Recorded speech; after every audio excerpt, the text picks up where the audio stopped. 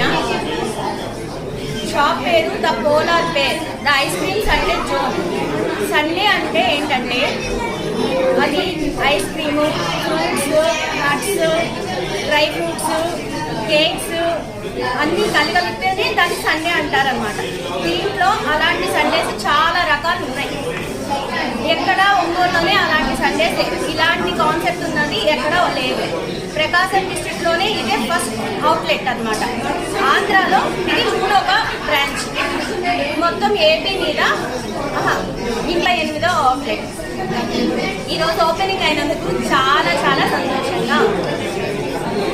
పొద్దున 11 నుంచి రాత్రి 11 దాకా ఓపెన్ ఉంటుంది. 365 days ఓపెన్, నో హాలిడేస్.